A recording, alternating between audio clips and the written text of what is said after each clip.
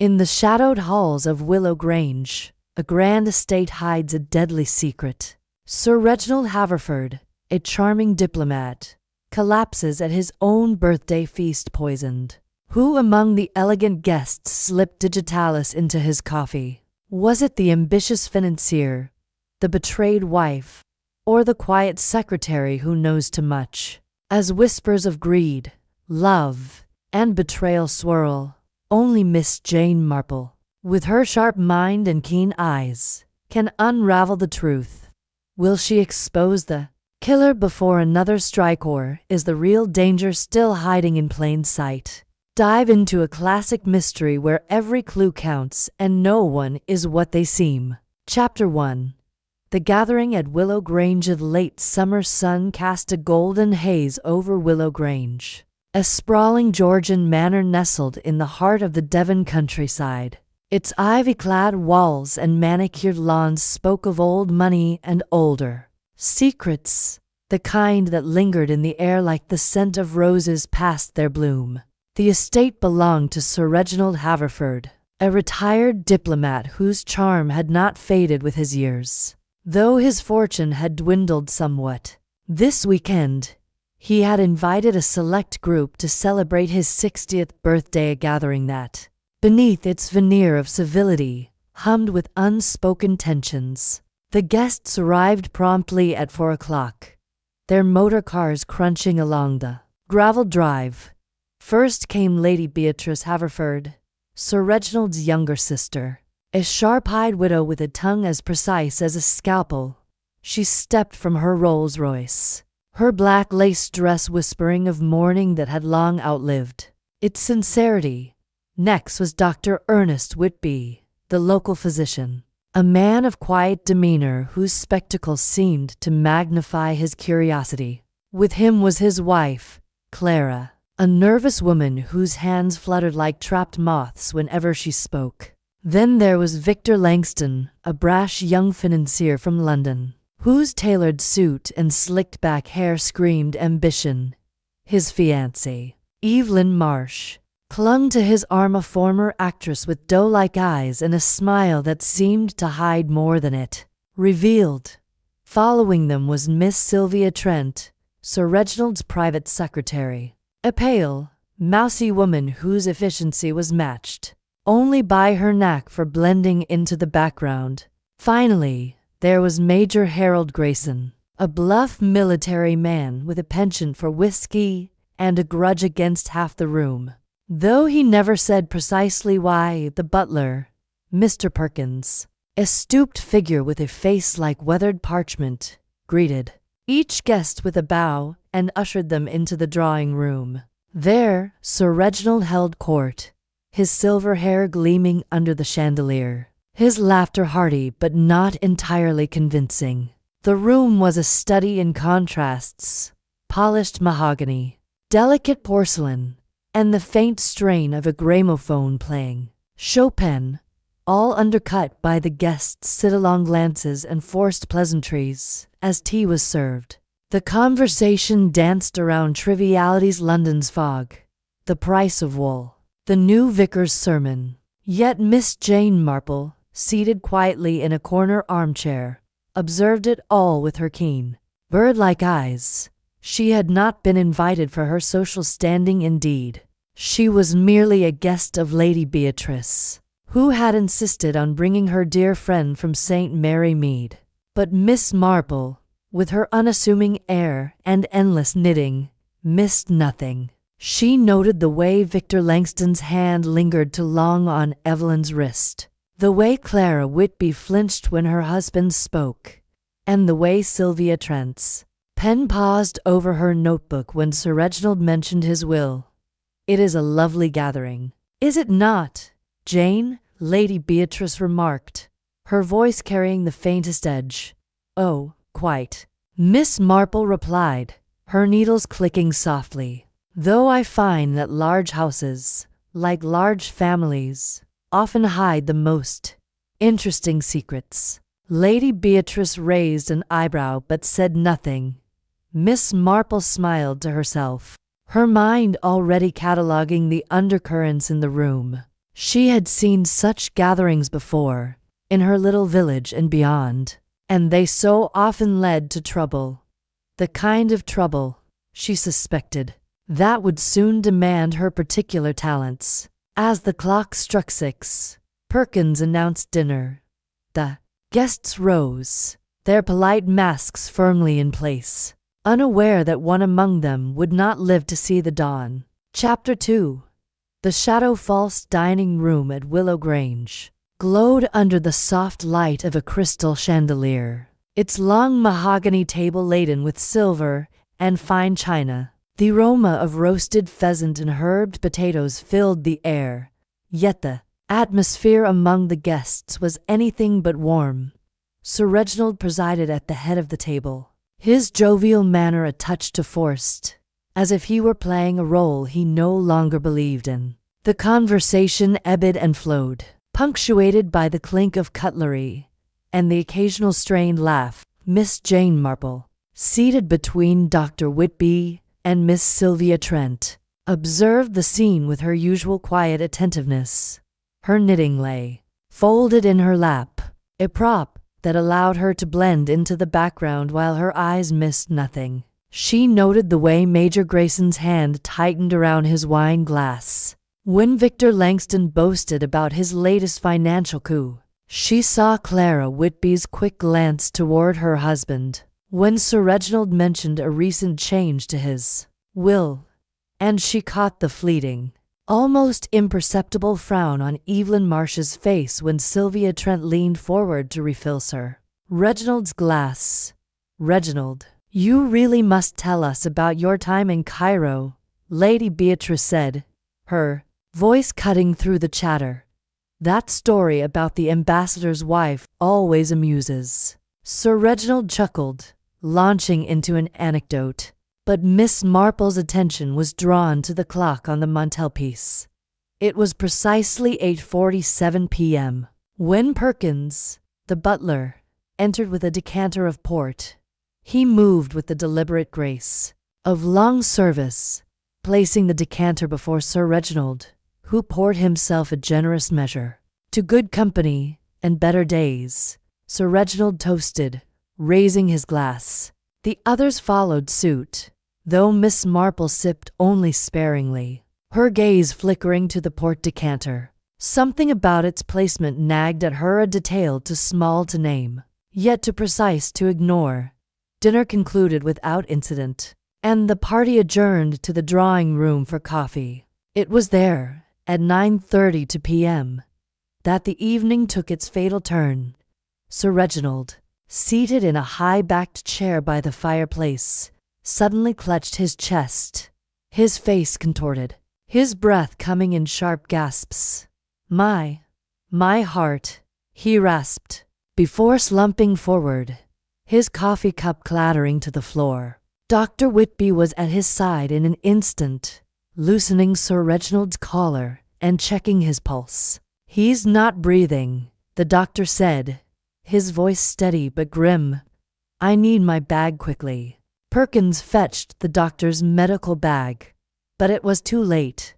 After a few frantic moments, Dr. Whitby straightened, his face pale. "He's gone," he said quietly.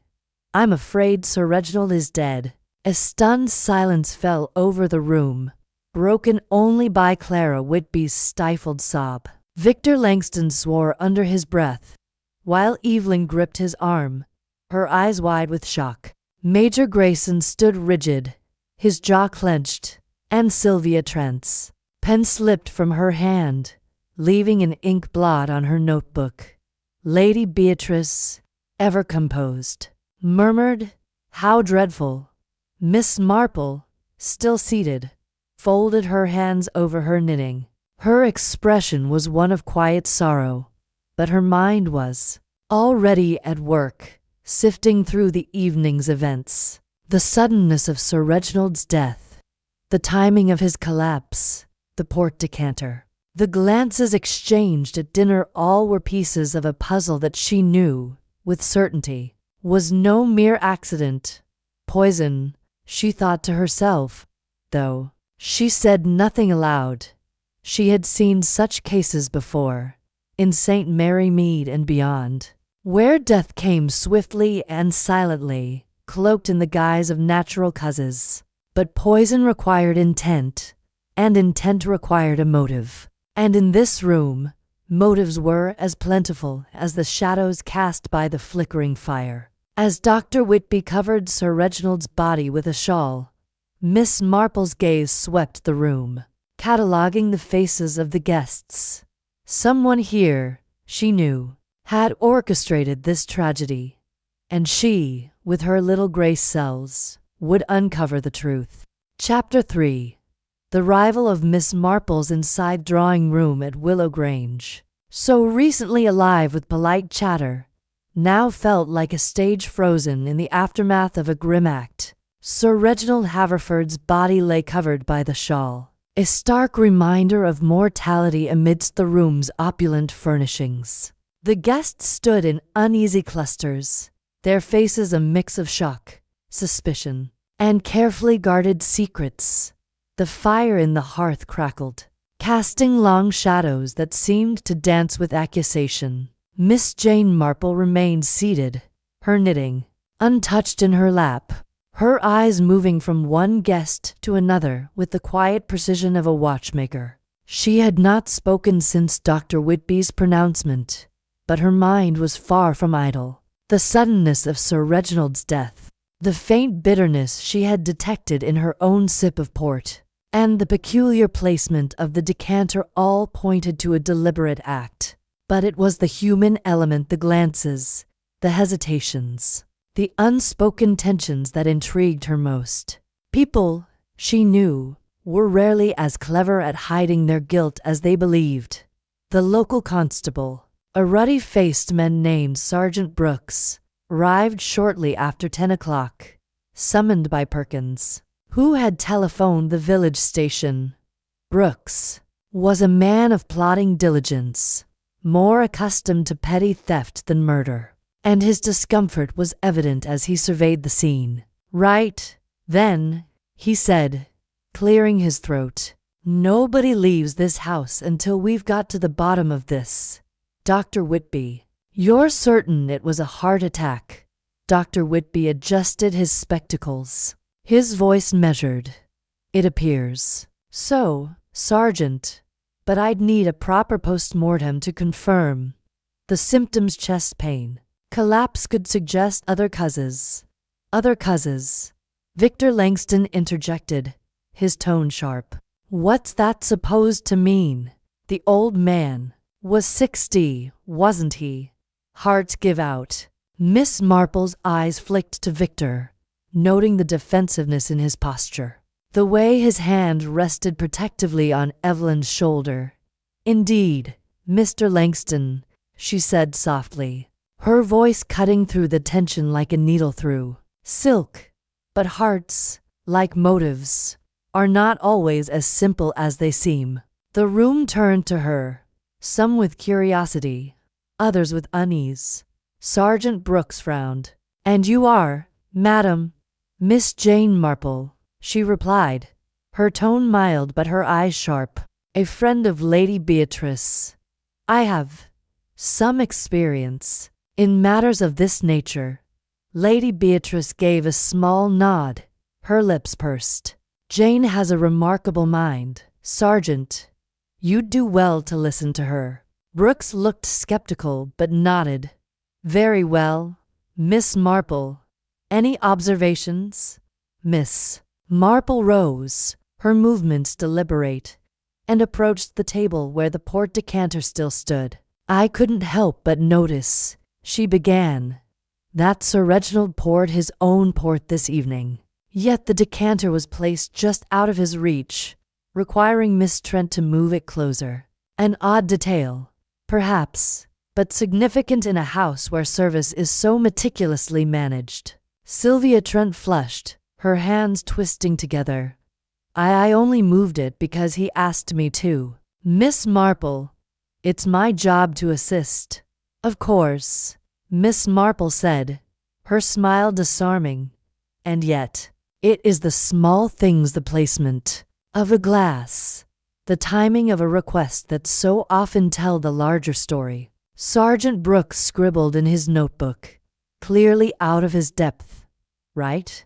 I'll need statements from everyone. Where were you all at 9:30 p.m. when Sir Reginald collapsed? The alibis came quickly, each guest eager to establish their innocence. Lady Beatrice had been speaking with Clara Whitby by the gramophone. Dr. Whitby had been adjusting the fire. Victor and Evelyn had been seated together, discussing their upcoming wedding.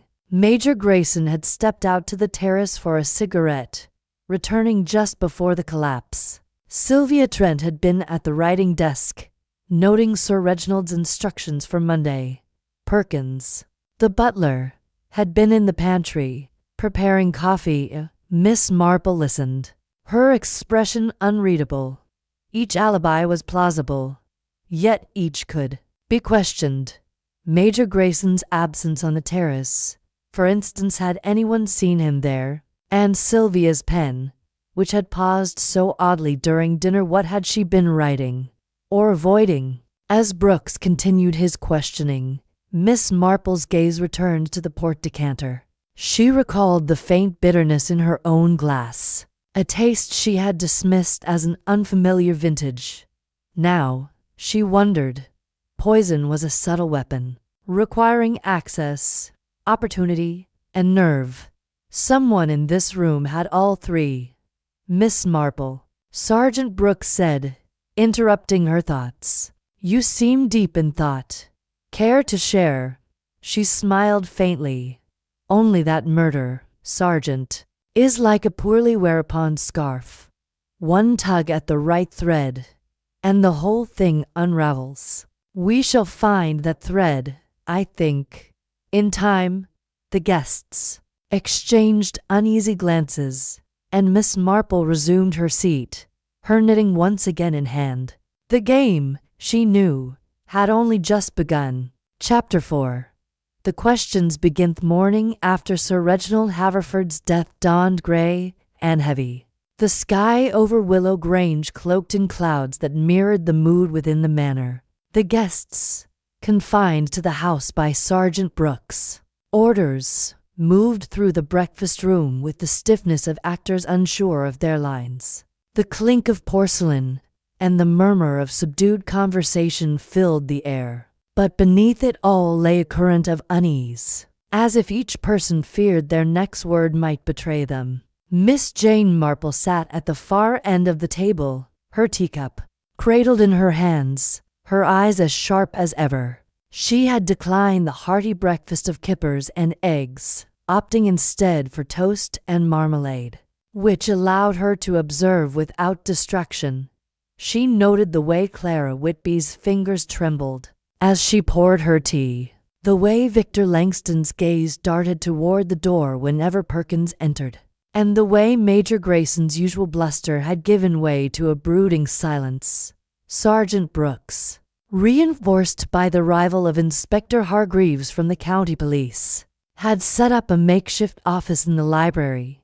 The inspector, a lean man, with a hawkish face and a penchant for efficiency, had taken charge with brisk authority. We'll speak to each of you in turn, he announced, his voice carrying the weight of officialdom. Miss Marple, I understand you have some insights.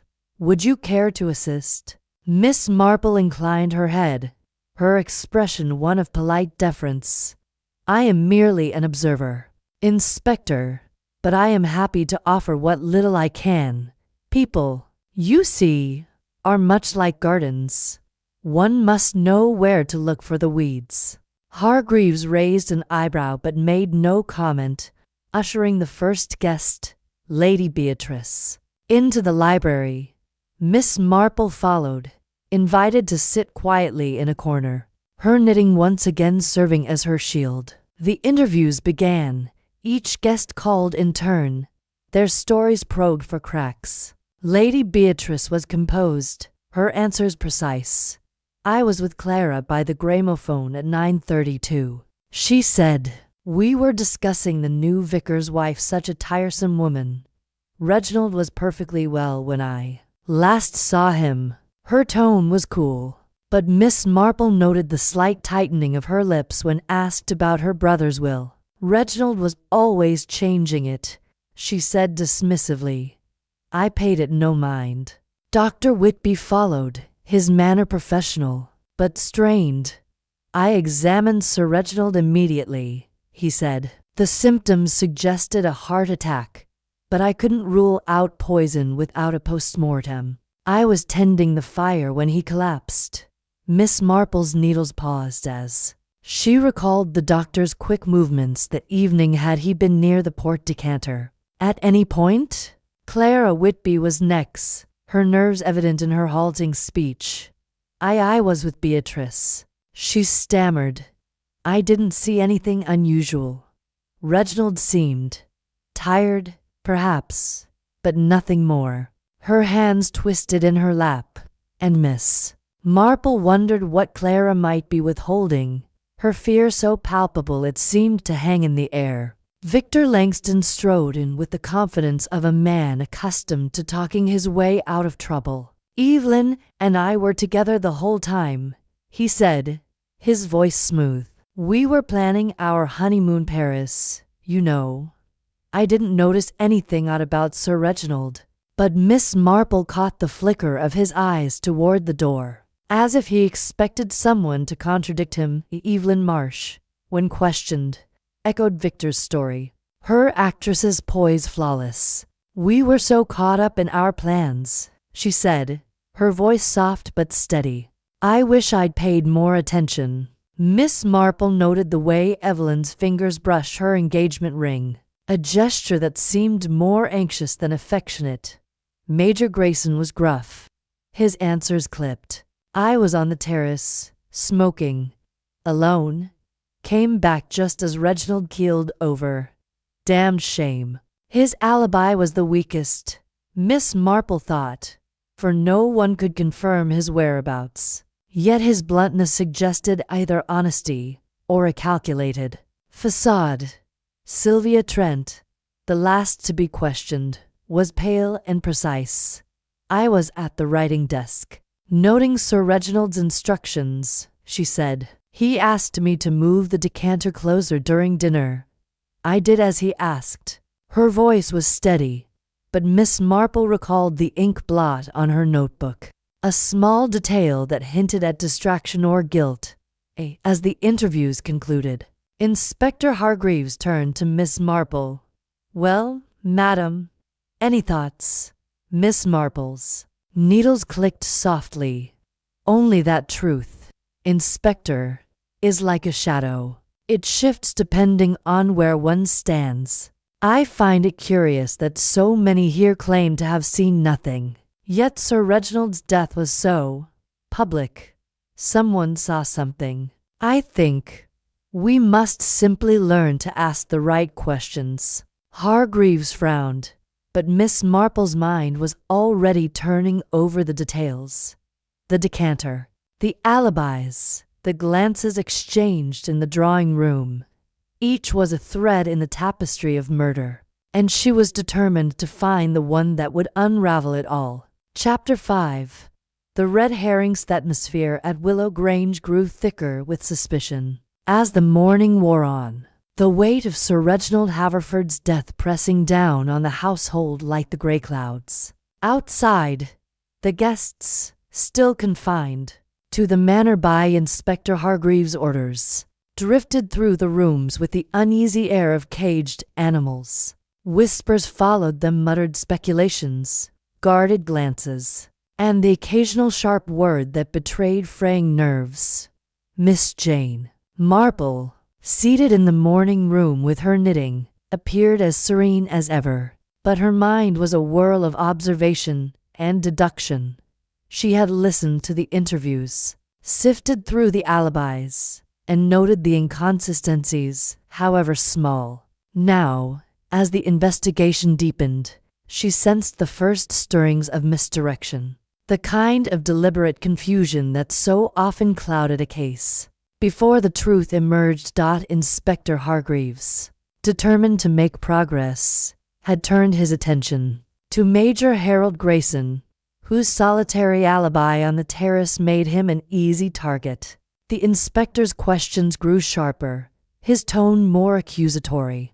"You say you were alone, Major," Hargreaves said, standing in the library where the Major sat. His face flushed from more than just the morning's coffee. "No one can confirm your whereabouts at 9:30 p.m. and I understand you and Sir Reginald had disagreements." Major Grayson's jaw tightened, his hand gripping the arm of his chair. "Disagreements? HMPH. Reginald was a stubborn fool about that land deal. But I didn't kill him. I was outside, smoking, as I said. Ask Perkins, he saw me step out." Perkins, summoned to confirm this, hesitated. "I saw the Major go to the terrace, sir. But I couldn't say precisely when he returned. I was in the pantry most of the evening." Hargreaves' eyes narrowed. "Convenient, Major. Very convenient." Miss Marple, listening from her corner, tilted her head slightly. The Major's bluster, she thought, was too loud, too defensive, like a man playing a part. Yet his very obviousness as a suspect made her wary. In her experience, the guilty rarely stood out so boldly. They hid behind subtler masks. Her thoughts were interrupted by a commotion in the hall. Victor Langston's voice, sharp and indignant, carried through the door. "This is absurd. You're wasting time badgering us when the answer's staring you in the face. Grayson's got a temper and a motive. Why aren't you searching his room?" Miss Marple's needles paused. Victor's eagerness to point fingers was telling. She recalled his tense posture at dinner, the way his hand had lingered on Evelyn's wrist, and the flicker of unease in his eyes during the interviews. Was he deflecting attention, or simply seizing an opportunity to settle a score? Inspector Hargreaves, undeterred, decided to search the Major's belongings. Much to Grayson's outrage, the search yielded a small bottle of digitalis tablets. In the Major's shaving kit prescribed, he claimed, for a heart condition. "See here." Grayson barked, waving the prescription. "Doctor's orders. Nothing sinister about it." Dr. Whitby, called to verify, nodded. "I prescribed those myself, Inspector." Major Grayson's had heart trouble for years. Digitalis is standard treatment. Hargreaves frowned but set the bottle aside, unconvinced but lacking evidence to press further. The discovery of the digitalis, however, sent a ripple through the household. Clara Whitby, overhearing the exchange, gasped audibly, her hand flying to her mouth. "Poison," she whispered, her eyes darting to her husband. "You said it might be poison, Ernest." Dr. Whitby's face remained impassive, but Miss Marple noted the slight tightening of his jaw. "I said it was a possibility, Clara," he replied coolly. "We won't know until the post-mortem." Miss Marple's mind turned to the port decanter again. Digitalis, she knew from her village experiences, could mimic a heart attack if administered in a lethal dose. Its bitter taste might have been masked by the port's heavy flavor. But who had access to the decanter? Sylvia Trent had moved it during dinner, but others had been near the table. Dr. Whitby, Perkins, even Victor, who had lingered by Sir Reginald's chair as the day wore on. Hargreaves' focus on Major Grayson intensified, much to the relief of the other guests. Yet Miss Marple remained unconvinced. The Major was too obvious. His motive a disputed land deal to openly known. Red herrings, she thought, were like weeds in a garden. They flourished only where someone had planted them. She rose, folding her knitting, and approached Inspector Hargreaves. "Might I suggest, Inspector," she said gently, "that we consider the timing of the port service. It was poured at 8:47 p.m., yet Sir Reginald did not collapse until 9:32.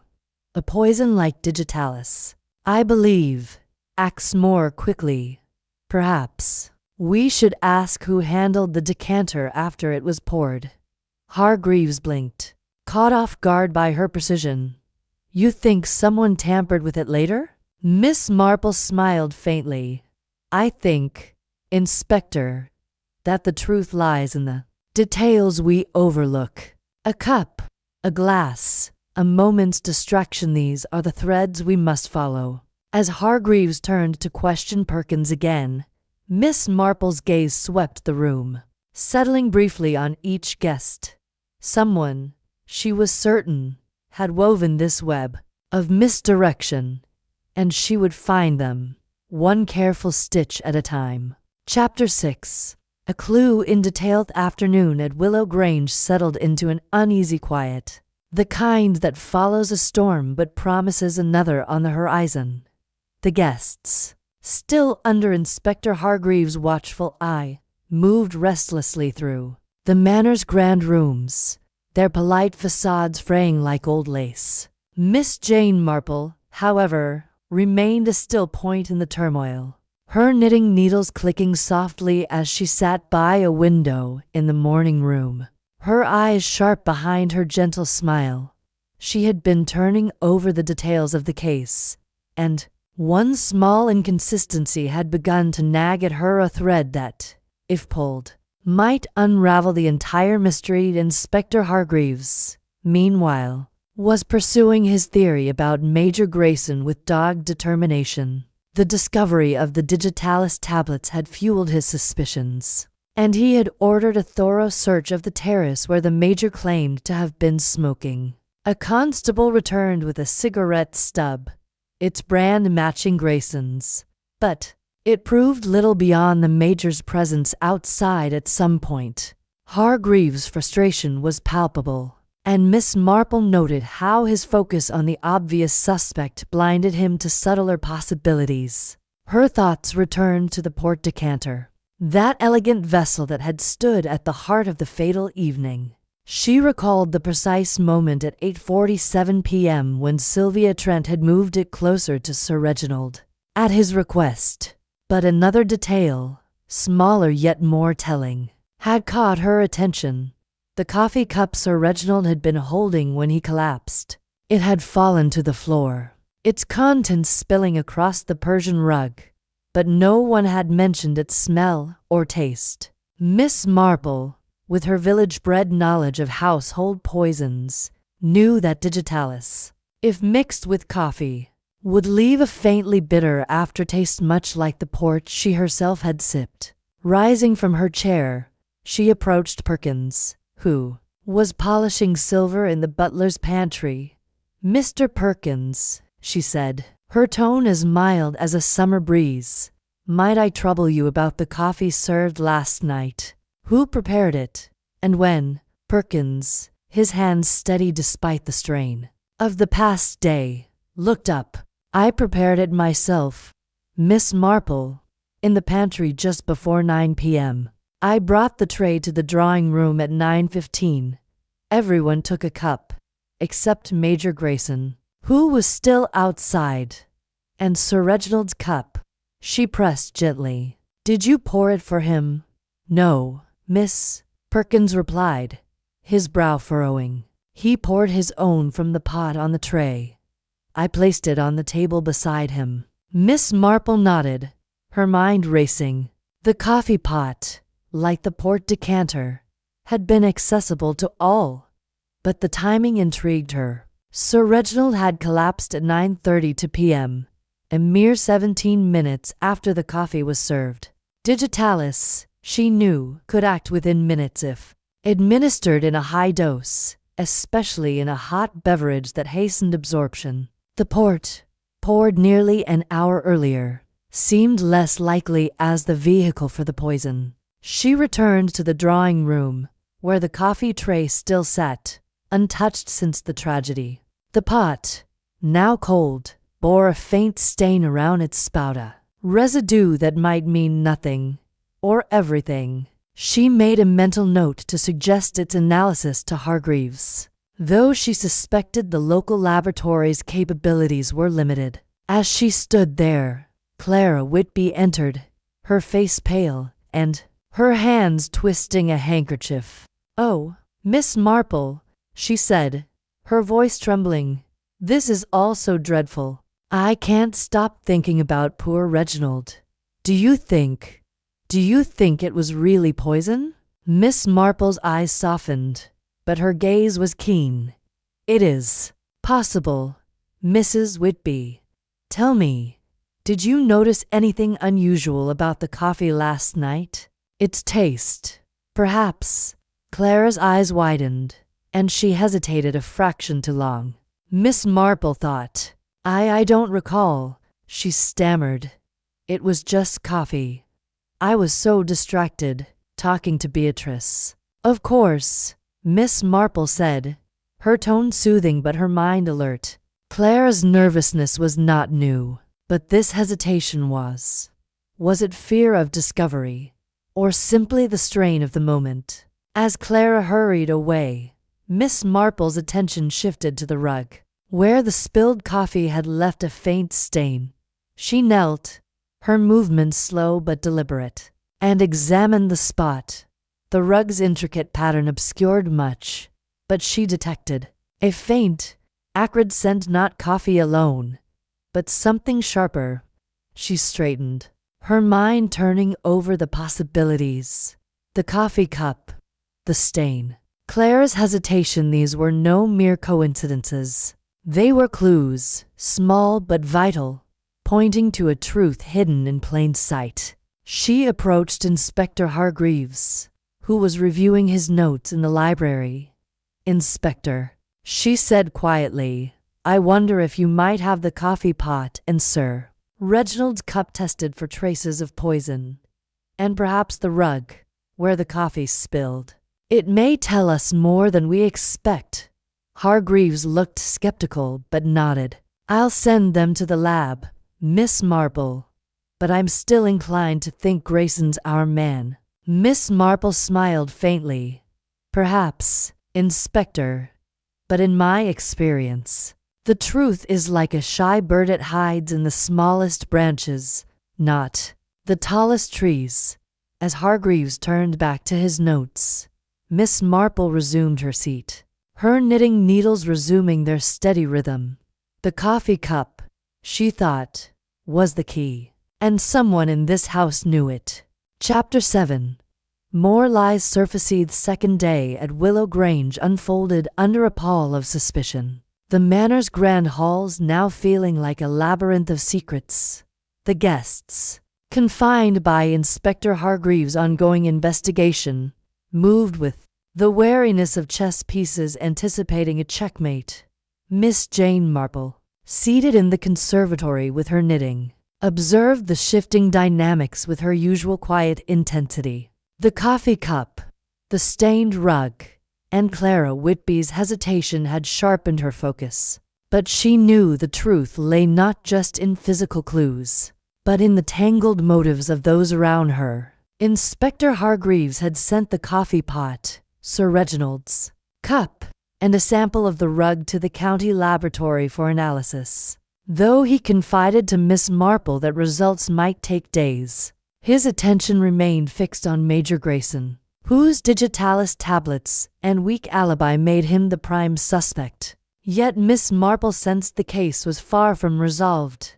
The Major's guilt, she thought, was too neatly packaged, like a parcel tied with too much string.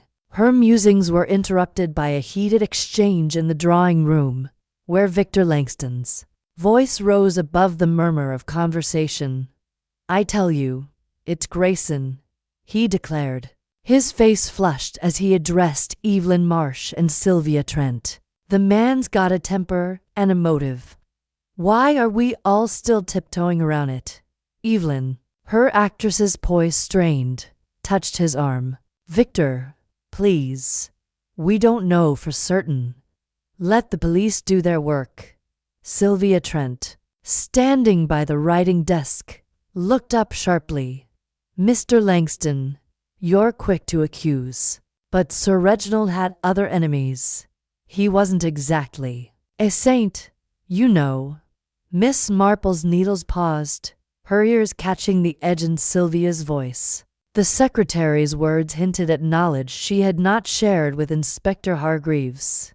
Intrigued, Miss Marple rose and approached the group, her manner disarming.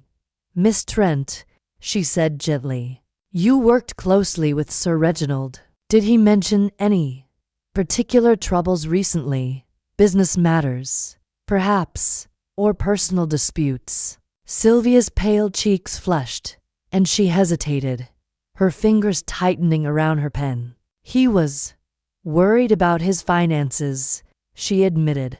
"He'd made some risky investments, and Mr. Langston was pressing him to sell part of the estate to cover losses." Victor's eyes narrowed. "That's nonsense. I was helping him, not pressuring him. Reginald trusted me with his portfolio." "Did he?" Sylvia shot back, her voice trembling with rare defiance. "He told me you'd been pushing for a deal that would have left him nearly bankrupt. He was planning to confront you about it."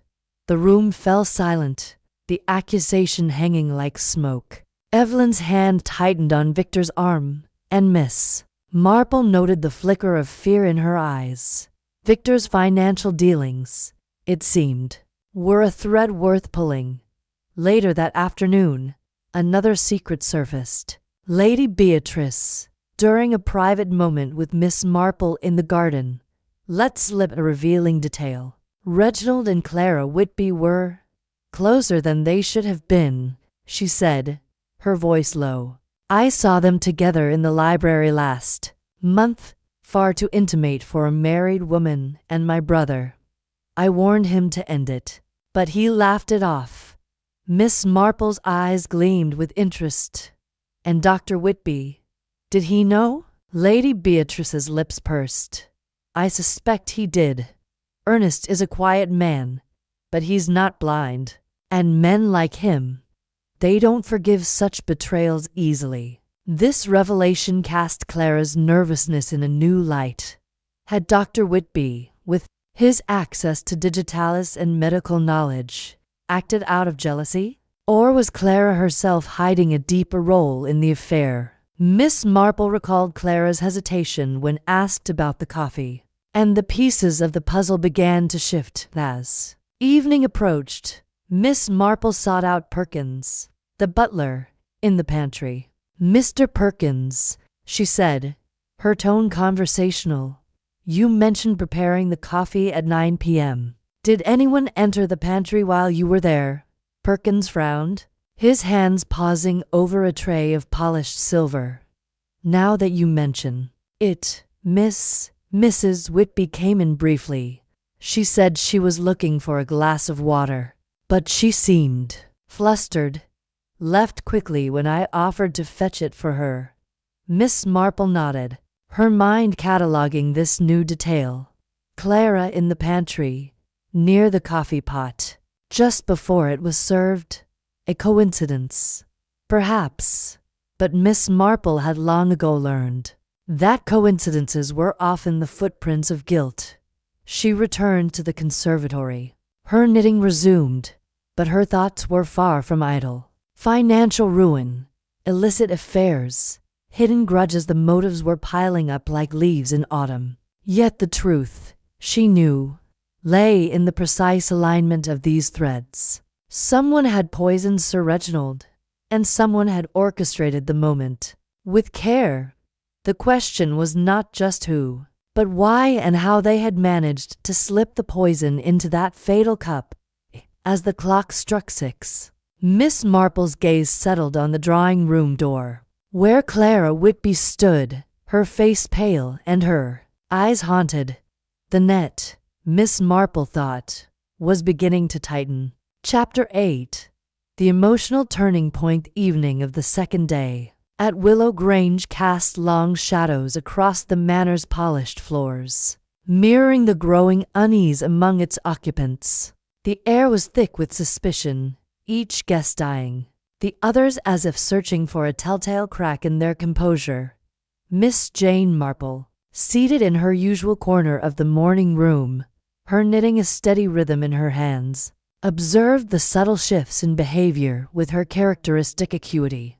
The web of secrets was tightening, and she sensed that someone was about to falter under its strain. Inspector Hargreaves, still fixated on Major Grayson, had received preliminary results from the county laboratory. The coffee pot and Sir Reginald's cup showed traces of digitalis, confirming poison as the cause of death. The rug stain, however, was inconclusive, muddied by the fibers and time. This news, shared with the guests at dinner, sent a ripple of shock through the room. Clara Whitby's fork clattered to her plate, and Victor Langston's face hardened, while Evelyn Marsh's hand trembled as she reached for her water glass. Miss Marple's attention, however, was drawn to Sylvia Trent. The secretary, usually so composed, had grown increasingly withdrawn, her eyes darting nervously whenever the coffee pot was mentioned. During dinner, as Perkins cleared the plates, Sylvia excused herself abruptly, claiming a headache. Miss Marple, ever alert to the smallest cues, decided to follow. She found Sylvia in the library, standing by the window, her shoulders shaking with silent sobs. The room was dim, lit only by a single lamp, and the secretary's pale face seemed almost ghostly in the half-light. Miss Marple approached softly, her voice gentle but probing. "Miss Trent, you seem distressed. Is there something you wish to share? The truth, I find, is often a great relief." Sylvia turned, her eyes wide and brimming with tears. "Oh, Miss Marple, I can't bear it any longer," she whispered, her voice breaking. I knew something was wrong that night. Sir Reginald, he was so agitated when he spoke to me about his will. He said he'd made a terrible mistake, that someone would suffer for it. I should have said something, but I was afraid." Miss Marple's expression remained calm, but her mind was racing. "Afraid of what, my dear? And what mistake did Sir Reginald mention?" Sylvia's hands twisted together, her words spilling out in a rush. "He didn't say exactly, but he mentioned Victor Langston. He said Victor had misled him about an investment, something that could ruin the estate. And he hinted at changing his will to cut someone out. I don't know who. I was so frightened I thought if I spoke up, I'd be blamed." Miss Marple nodded, her needles still in her lap. Sylvia's confession, though partial, was a crack in the facade, revealing the depth of Sir Reginald's financial troubles and the shadow cast by Victor Langston. But there was more. She sensed something Sylvia was still holding back. "And the coffee, Miss Trent," she said softly. "Did you notice anything unusual about it that night?" Sylvia's breath caught, and she shook her head too quickly. "No, nothing. I didn't touch it. I swear." Miss Marple's eyes narrowed slightly, but she pressed no further. Sylvia's fear was genuine, but so was her evasion. The secretary knew more than she was saying, and Miss Marple suspected it had to do with her proximity to the coffee pot. Or perhaps the port decant, as Sylvia hurried from the room. Miss Marple remained, her gaze settling on the desk where Sylvia had been working the night of the murder. A notebook lay open, its pages filled with neat shorthand. Miss Marple, with a glance to ensure she was alone, leafed through it. Most entries were mundane appointments, reminders, but one caught her eye. A scrawled note dated the day before the murder, reading, "R. to meet VL Ray. Estate sale. Urgent." Below it, in a shakier hand, was a single word: betrayed. The word sent a chill through Miss Marple. Betrayal was a powerful motive, one that could drive even the meekest soul to desperate acts. She closed the notebook, her mind weaving together the threads. Victor's financial pressure, Sir Reginald's will, Clara's affair, and now Sylvia's fear. Someone had acted on that betrayal, and the coffee pot was the key. Returning to the morning room, Miss Marple found Inspector Hargreaves questioning Clara Whitby, whose pale face and trembling hands betrayed her fragile state. "I swear, Inspector, I didn't touch the coffee pot," Clara was saying, her voice high with panic. "I only went to the pantry for water." Miss Marple's needles resumed their rhythm, but her thoughts were elsewhere. Clara's denial, Sylvia's confession, the note about betrayal, these were not isolated fragments but parts of a larger pattern. Someone had seized an opportunity that night, and Miss Marple was beginning to see how. The truth, she knew, was close, but it would require one final push to bring it into the light. As the clock struck 9, echoing the hour of Sir Reginald's death, Miss Marple resolved to set a trap. The murderer, she was certain, was watching, waiting for a mistake, and she would give them one, or so they would think. Chapter 9. The trap. Third evening at Willow Grange descended with a stillness that belied the storm brewing among its occupants. The confirmation of digitalis in Sir Reginald Haverford's coffee had sharpened the atmosphere to a razor's edge, and the guests moved through the manor with the caution of those who knew a predator was among them. Miss Jane Marple, seated in the drawing-room with her knitting, felt the weight of their collective unease. Her mind, however, was as clear as ever, piecing together the threads of motive, opportunity, and deception. Sylvia Trent's confession, and the scrawled word betrayed in her notebook had brought Miss Marple closer to the truth. But she needed to draw the murderer out, and for that, a trap was necessary.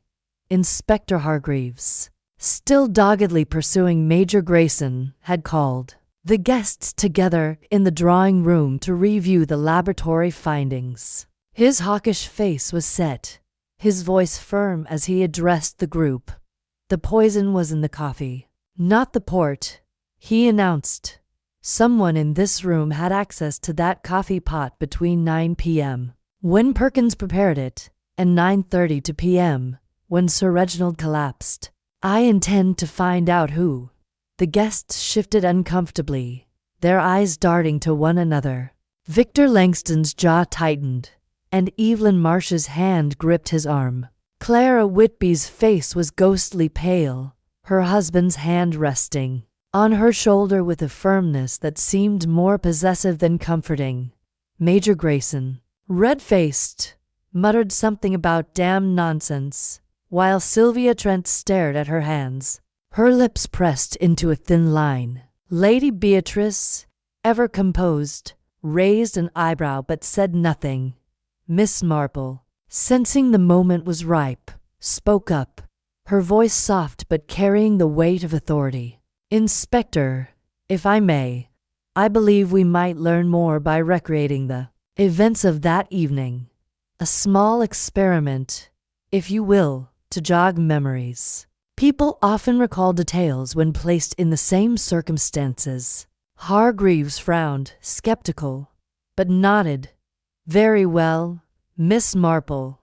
What do you propose?" "A simple reenactment," she replied, her eyes gleaming with quiet purpose. "Let us gather as we did that night, with the coffee tray brought in. As it was, Perkins can prepare it, and we shall see what emerges." The guests exchanged uneasy glances, but none objected. Perkins, ever dutiful, was dispatched to the pantry to prepare a fresh pot of coffee.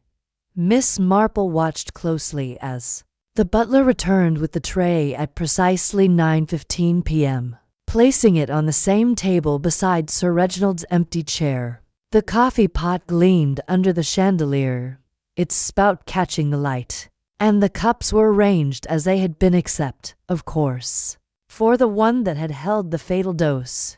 "Now," Miss Marple said, rising with a calm authority that belied her unassuming appearance, "let us take our places as we were that night. Major Grayson, you were on the terrace, I believe, Mr. Langston and Miss Marsh, you were seated together, Mrs. Whitby and Lady Beatrice, by the gramophone, Dr. Whitby, near the fire, and Miss Trent, at the writing desk. The guests complied, their movements stiff and self-conscious. Miss Marple noted their positions, her mind mapping the room's layout. The coffee tray was central, accessible to all but not directly in anyone's path. She turned to Perkins. Mr. Perkins, please pour the coffee as you did, but do not serve it yet. Let each person take their own cup, as Sir Reginald did. Perkins nodded, pouring the coffee with his usual precision. The guests hesitated, their hands hovering over the cups, as if fearing the ghost of poison lingered. Miss Marple watched closely, her eyes flicking to Clara Whitby, whose fingers trembled as she reached for a cup, and to Sylvia Trent, who seemed to shrink into herself. At the desk, then, Miss Marple played her card. It is curious, she said, her voice conversational but deliberate, that the poison was in the coffee, yet only Sir Reginald's cup was affected. It suggests a very precise hand, someone who knew exactly which cup he would take. Or perhaps someone who added the poison after the cups were poured. A gasp escaped Clara Whitby, and her cup slipped from her hand, shattering on the floor. All eyes turned to her, and Dr. Whitby stepped forward, his face pale but his voice steady. Clara, calm yourself. It's only coffee. But Clara's eyes were wild, her voice rising. I didn't do it. I swear I didn't. I went to the pantry, yes, but only for water. I never touched the coffee pot. Miss Marple's gaze softened, but her mind was sharp. Clara's outburst, so sudden and unprompted, was the crack she had hoped for. No one has accused you, Mrs. Whitby, she said gently, but perhaps you saw something in the pantry that night. Someone else, perhaps, near the coffee. Clara's lips parted, but no words came. Her eyes darted to her husband, then to Sylvia Trent, and finally to the floor. The room was silent, the tension palpable. Miss Marple knew she had struck a nerve, but the full truth remained just out of reach. The trap had been set, and someone had stumbled, but who? As Inspector Hargreaves moved to question Clara further, Miss Marple resumed her seat, her knitting needles clicking once more. The murderer, she was certain, was watching, their composure fraying. One more push, she thought, and the truth would unravel. Chapter 10.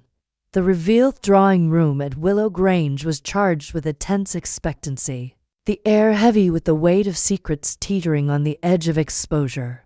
The reenactment of the fatal evening had shaken the guests, and Clara Whitby's outburst had left a crack in the carefully constructed facade of innocence. Miss Jane Marple, seated in her corner with her knitting, watched the room with eyes that missed nothing. The trap she had set had borne fruit, and now, she knew, was the moment to gather the threads and weave them into a tapestry of truth. Inspector Hargreaves, sensing the shift in the room, called the guests to remain in the drawing room. His hawkish gaze swept over them, but it was Miss Marple who took command, her voice soft yet carrying an authority that stilled the murmurs. Inspector, if I may, she began, rising from her chair, her knitting folded neatly in her lap. I believe we are ready to understand what happened to Sir Reginald Haverford. It is a matter of logic, psychology, and the small details that so often betray the guilty. The guests froze, their faces a mixture of dread and curiosity. Victor Langston's jaw tightened. Evelyn Marsh's hand clutched his arm, and Clara Whitby shrank against her husband, whose expression was unreadable. Major Grayson glowered. Sylvia Trent's pen trembled in her hand, and Lady Beatrice raised an eyebrow. Her composure unshaken, Miss Marple began, her tone measured, as if recounting a simple village tale. Sir Reginald's death was no accident, nor was it the result of a heart condition. The digitalis found in his coffee cup confirms poison, administered with precision. But the question is not just who had the means, but who had the opportunity and the motive strong enough to act.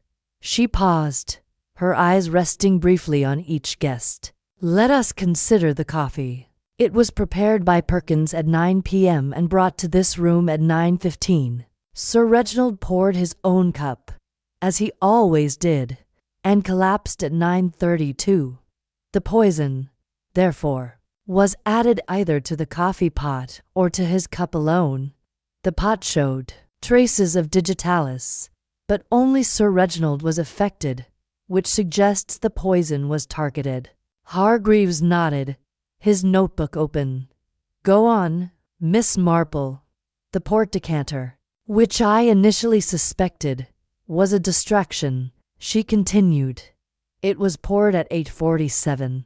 Too early for digitalis to act so swiftly.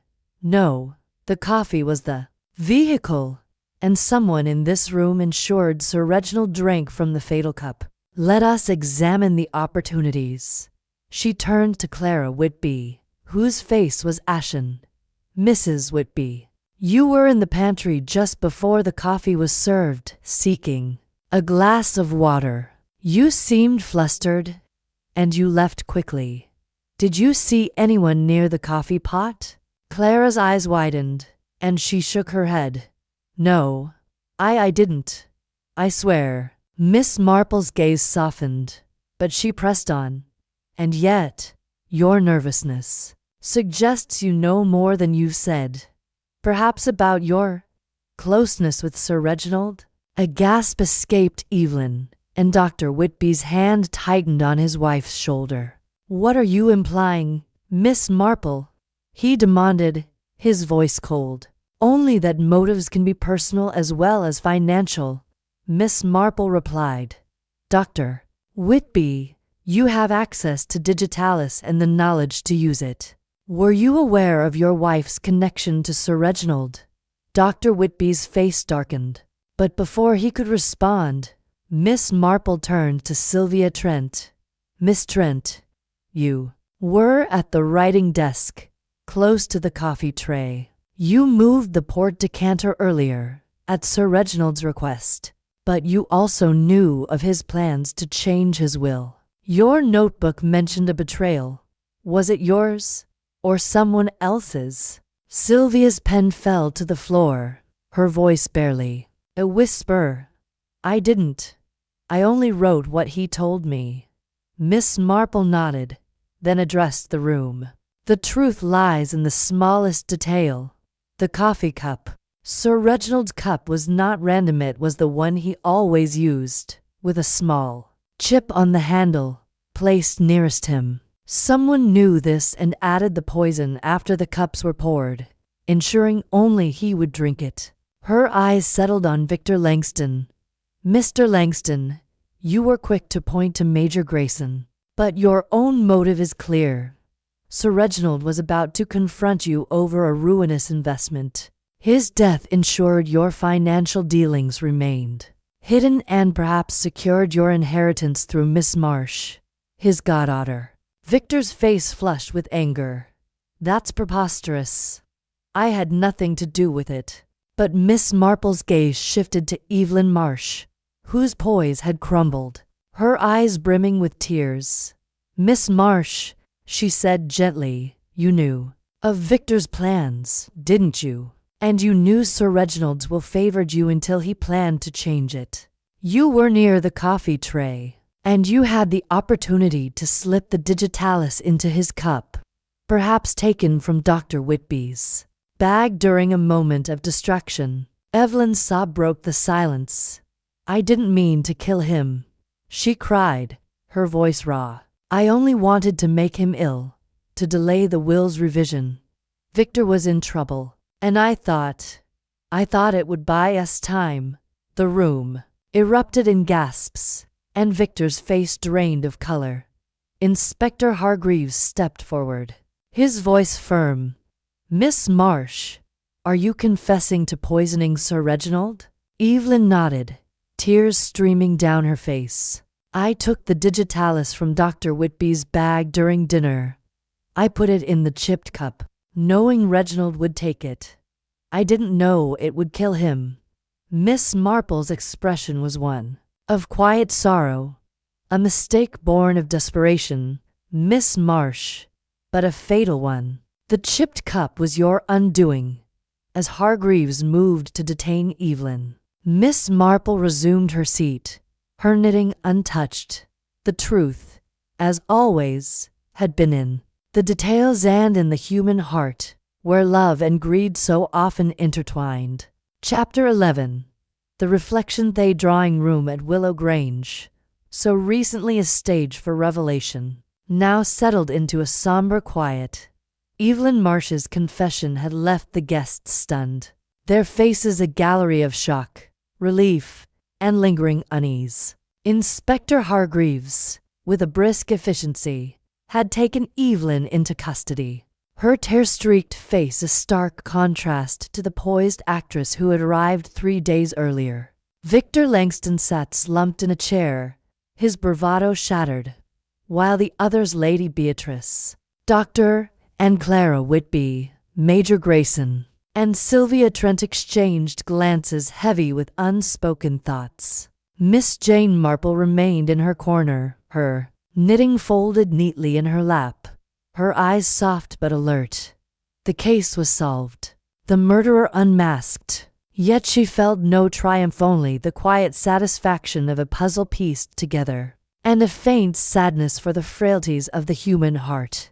She had seen such tragedies before, in her village of St. Mary Mead and beyond, where love, fear, or greed could twist even the gentlest soul into a killer. Inspector Hargreaves approached her, his notebook closed, a rare hint of respect in his hawkish eyes.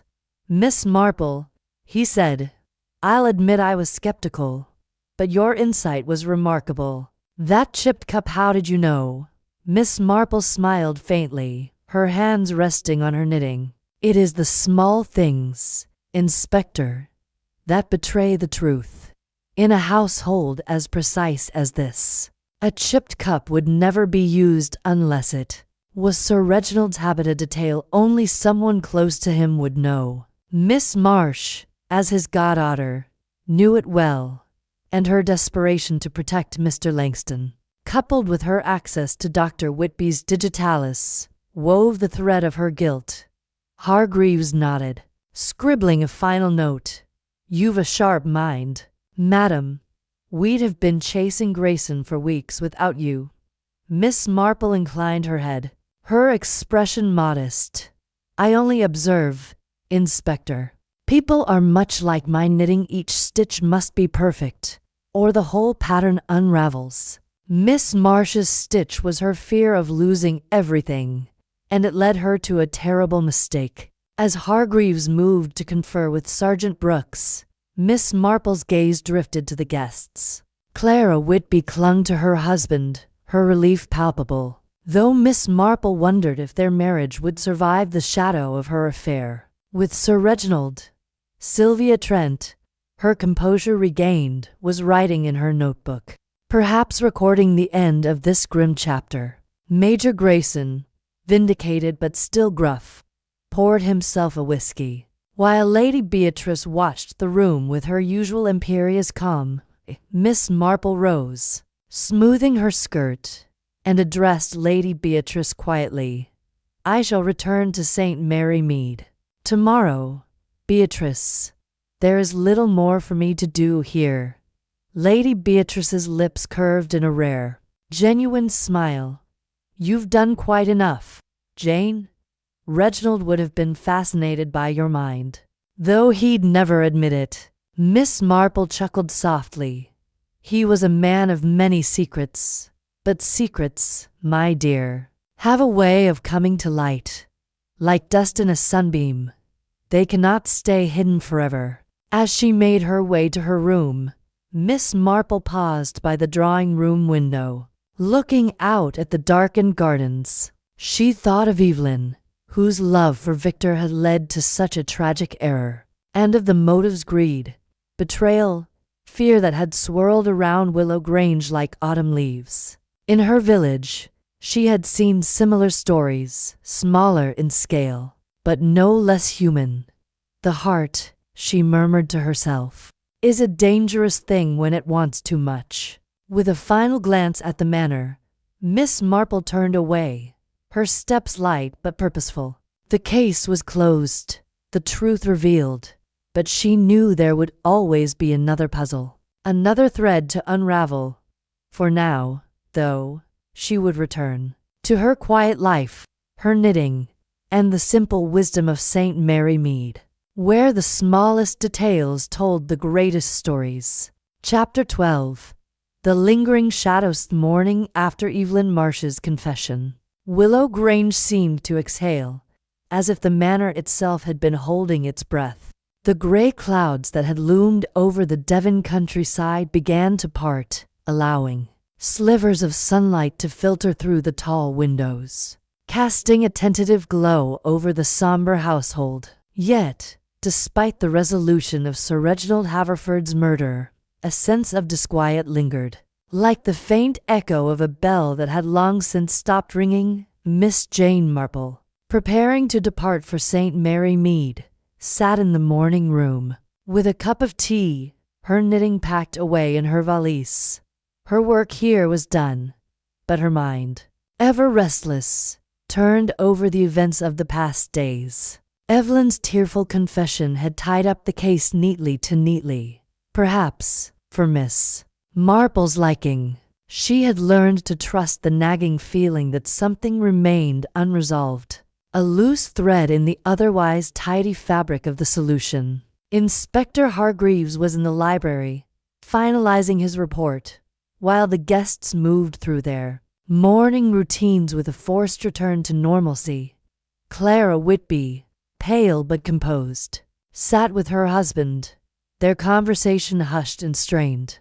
Major Grayson, his name cleared, was in the billiard room, his laughter louder than necessary. Sylvia Trent, ever efficient, was organizing Sir Reginald's papers, her face a mask of professional detachment.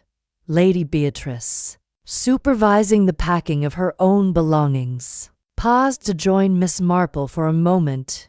"You've worked a miracle, Jane," Lady Beatrice said, her tone carrying a rare warmth. "Evelyn's confession was a shock, but I suppose it makes sense.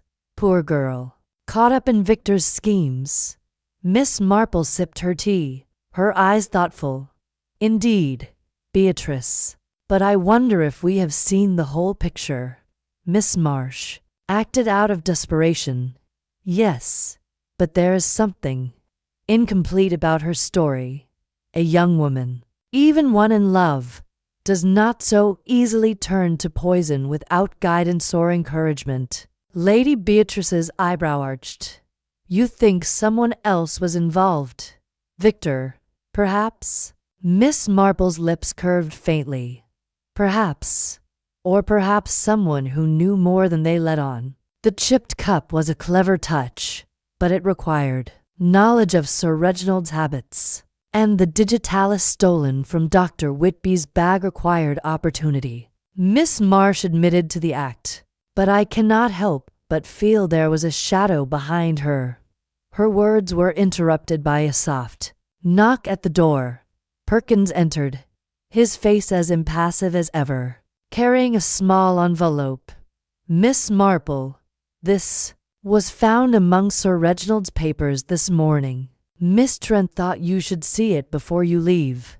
Miss Marple took the envelope, her fingers brushing the crisp paper. Inside was a single sheet, written in Sir Reginald's precise hand, dated the day before his death. It read, "To my solicitor, I intend to revise my will.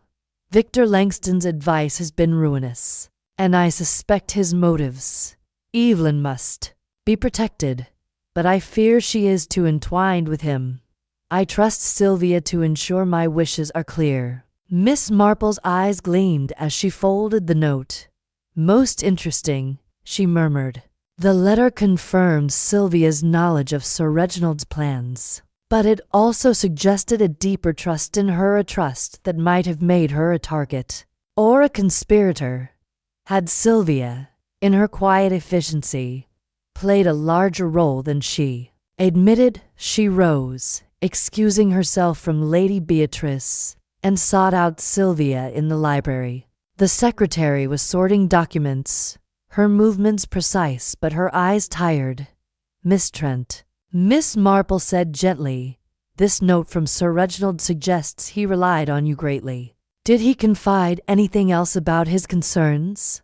About Mr. Langston, perhaps, or Miss Marsh?" Sylvia's hands paused, and for a moment, her composure wavered. He was worried about Victor, she admitted. He thought Victor was manipulating Evelyn to secure the estate. He asked me to keep an eye on them, but I didn't know what to do. When he died, I was afraid to say anything. I thought it would look like I was involved." Miss Marple nodded, her mind racing. Sylvia's fear was genuine, but her silence had protected someone, perhaps herself, perhaps another. "And the coffee pot," Miss Marple said softly. "You were near it that night. Did you see anyone else approach it?" Sylvia's eyes met hers, and for a fleeting moment, Miss Marple saw a flicker of something, guilt, or merely regret. "No," Sylvia said, too quickly. "I was at the desk. I didn't see anything." Miss Marple smiled, her expression kind, but unyielding. "The truth, Miss Trent, is like a garden weed. It grows back unless you pull it out by the roots. I think you know more than you've said." Sylvia's lips parted, but no words came. Miss Marple did not press further, knowing the seed of doubt had been planted. As she returned to the morning room, her thoughts turned to Victor Langston. Evelyn had taken the blame, but had Victor, with his financial desperation and cunning, orchestrated the act? Or was Sylvia, with her quiet access to Sir Reginald's secrets, hiding a deeper role? The train to St. Mary Mead awaited, but Miss Marple knew the case was not entirely closed. She would leave Willow Grange, but the shadows of doubt would linger, waiting for another day to be illuminated. Chapter 13. The unraveling thread. The afternoon sun bathed Willow Grange in a deceptive warmth, its golden rays doing little to dispel the chill of suspicion that clung to the manor's halls. Miss Jane Marple, her valise packed and her departure imminent, lingered in the morning room, her tea now cold. The discovery of Sir Reginald's note had stirred her doubts, like sediment in a still pond, and she could not shake the feeling that Evelyn Marsh's confession, while sincere, was only part of the truth. There was a deeper layer to this murder, a shadow cast by someone who had yet to step into the light. Inspector Hargreaves, satisfied with Evelyn's confession, was preparing to close the case.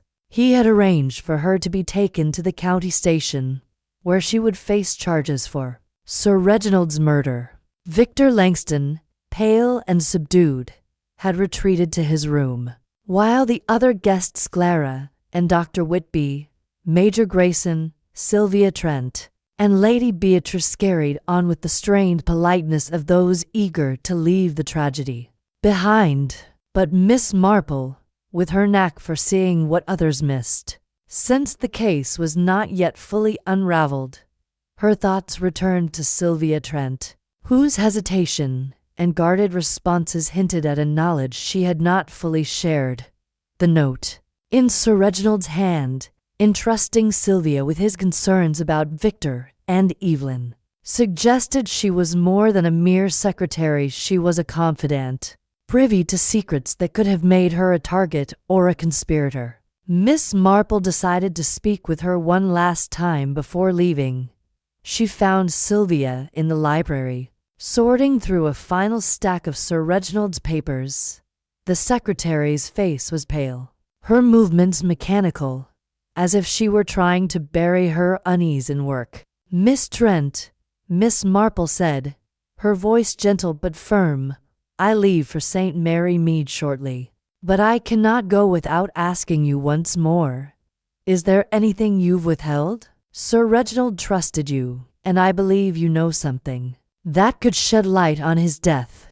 Sylvia's hands froze, and her eyes met Miss Marple's, wide with a mixture of fear and resolve. For a moment, silence hung between them, heavy as the dust motes in the sunlight.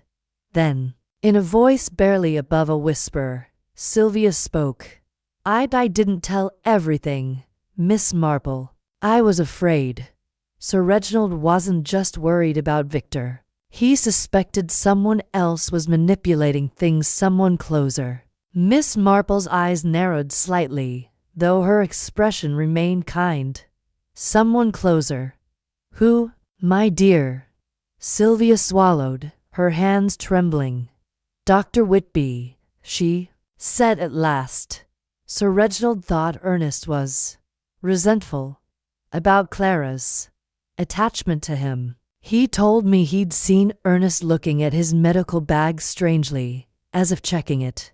And the night of the murder, I saw Ernest near the coffee tray, just after Perkins brought it in. I didn't say anything because I thought it would look like I was accusing him. Miss Marple's mind raced, the pieces shifting into a new pattern. Dr. Whitby, with his access to digitalis and his quiet demeanor, had been overshadowed by Evelyn's confession and Major Grayson's bluster. Yet his wife's affair with Sir Reginald gave him a motive as potent as Victor's financial schemes, and his presence near the coffee tray, unnoticed until now, was a detail that could not be ignored. Thank you, Miss Trent, Miss Marple said softly. You've done the right thing. The truth, you see, is like a garden. It must be tended carefully, or it becomes overgrown with weeds. Leaving Sylvia to her papers, Miss Marple sought out Inspector Hargreaves, who was in the hall preparing to depart.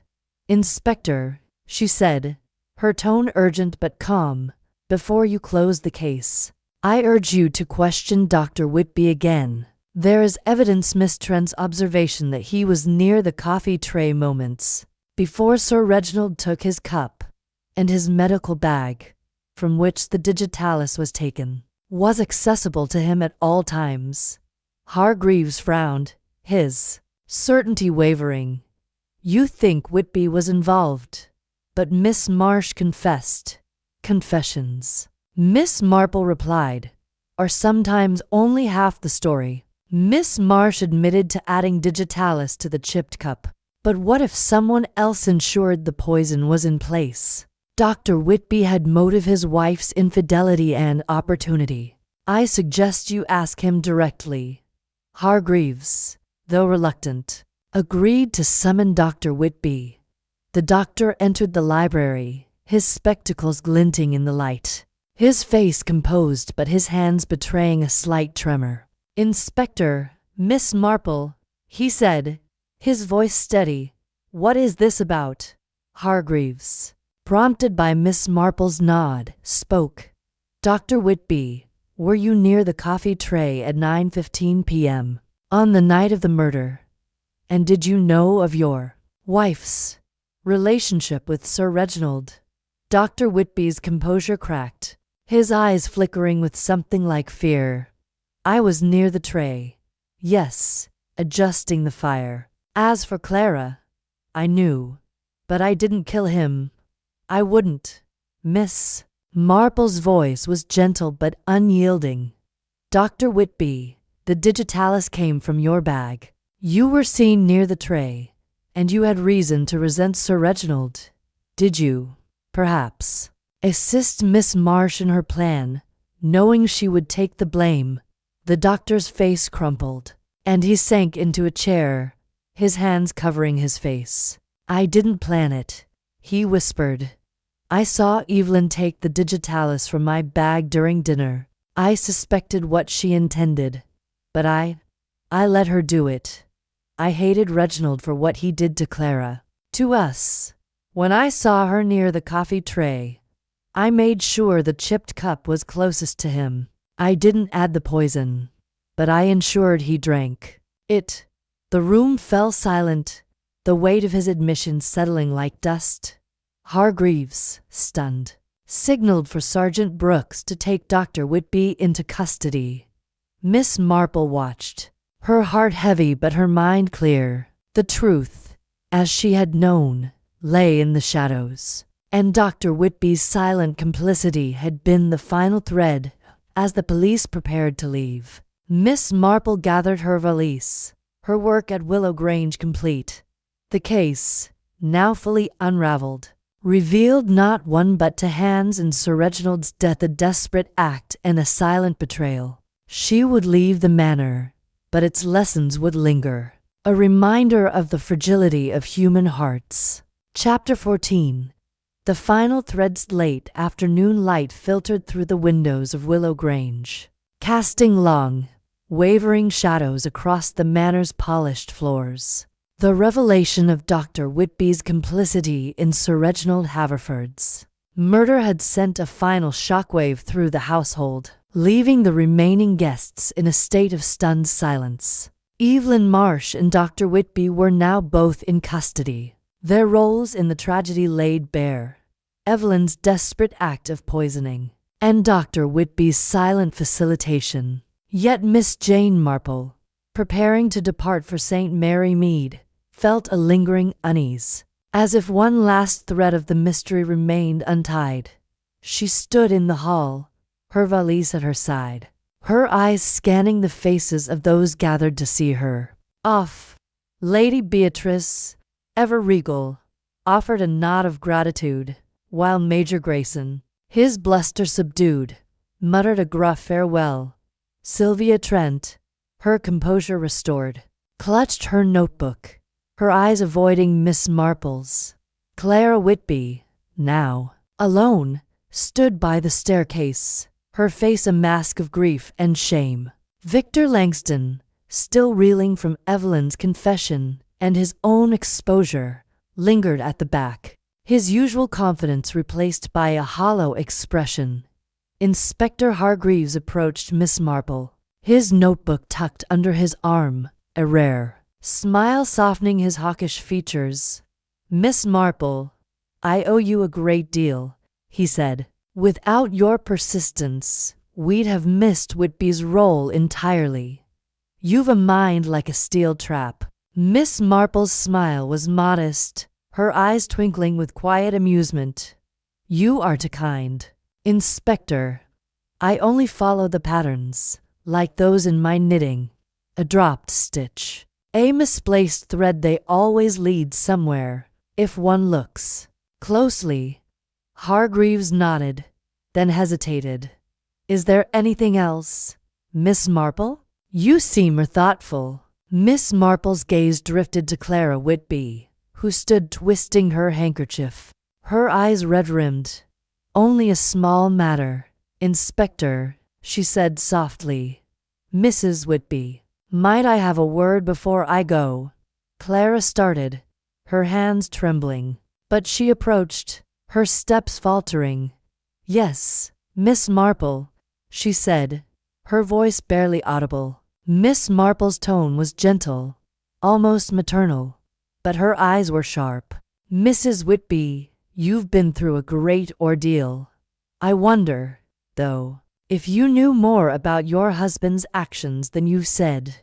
You were in the pantry that night, near the coffee pot, and you've been so very nervous. Did you suspect Dr. Whitby's involvement?" Clara's face crumpled, and tears spilled down her cheeks.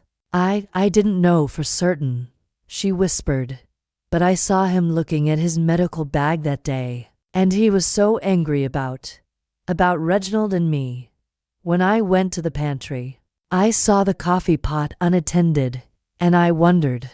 But I couldn't believe he'd do such a thing. I said nothing because I was afraid for him. For us. Miss Marple nodded, her expression one of quiet compassion. Fear, my dear, can blind us to the truth, but it cannot hide it forever. You've done right to speak now. Clara's sobs grew louder, and Lady Beatrice stepped forward, placing a steadying hand on her shoulder. Miss Marple turned to Hargreaves. Inspector, I believe Mrs. Whitby's statement may be of interest. It confirms Dr. Whitby's opportunity, and perhaps his intent, though I suspect her silence was born of love, not malice. Hargreaves scribbled a note, his expression grim but appreciative. I'll take her statement. Miss Marple, this case has more layers than I expected. Miss Marple's lips curved faintly. Murder, Inspector, is rarely a simple affair. It is like a village scandal, small on the surface, but deep with roots that tangle through many lives. As she made her way to the waiting car, Miss Marple paused at the threshold, glancing back at Willow Grange. The manor stood as grand as ever, its ivy-clad walls hiding the secrets it had sheltered. She thought of Evelyn, driven by love and fear, of Dr. Whitby, whose resentment had turned to silent complicity, and of Clara, caught in a web of loyalty and guilt. Each had played their part, and each had paid a price. The car door opened, and Perkins, ever dutiful, offered a respectful bow. Safe travels, Miss Marple, he said. You've done a great service here. Thank you, Mr. Perkins, she replied, her voice soft but clear. But the greatest service is to the truth, which always finds its way, like a river to the sea. As the car pulled away from Willow Grange, Miss Marple settled back, her mind already turning to the quiet of St. Mary Mead. The case was closed, the threads tied, but she knew life would always weave new mysteries, waiting for her to unravel them with her little gray cells. Chapter 15. The Quiet Departure. The car carrying Miss Jane Marple wound its way through the Devon countryside. The rolling hills and hedgerows bathed in the soft light of late afternoon. Willow Grange faded into the distance, its grand facade a memory now, its secrets laid bare by the relentless clarity of truth. Miss Marple sat quietly, her hands folded in her lap, her valise at her side. The case of Sir Reginald Haverford's murder was closed, yet her mind lingered on the human frailties that had woven such a tangled web: love, greed, betrayal, and the silent complicities that bound them together. Inside the manor, the remaining guests were preparing to disperse, their lives irrevocably altered by the events of the past days. Evelyn Marsh, now in custody, faced a trial that would weigh her desperate act against her intent to merely delay, not kill. Dr. Whitby, his complicity exposed, awaited his own reckoning, his quiet resentment having led him to a moral crime as grave as Evelyn's. Clara Whitby, freed from the burden of her silence, would carry the weight of her husband's betrayal and her own indiscretions. Major Grayson, Sylvia Trent, and Lady Beatrice would return to their lives, each marked by the shadow of what had transpired.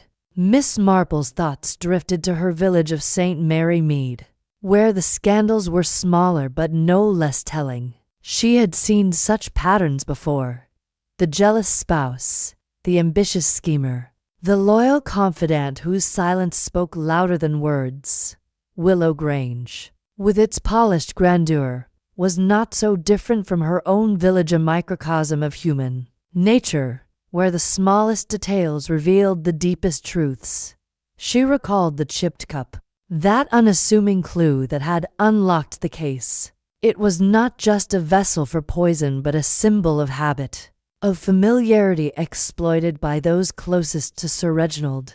Evelyn had known his preference. Dr. Whitby had ensured its placement, and Clara had seen but said nothing. Each had played a part, their motives interwoven like threads in one of Miss Marple's whereupon shawls. As the car approached the station, Miss Marple glanced at the passing countryside, her eyes catching the orderly rows of a farmer's field. Order, she murmured to herself, is what unmasks disorder. A cup, a glance, a moment's hesitation, these are the stitches that hold the truth together. The driver, a young man from the village, glanced back. Beg pardon, Miss Marple smiled, her expression serene. Only thinking aloud, my dear. The world is full of puzzles, but they all have solutions, if one looks closely enough.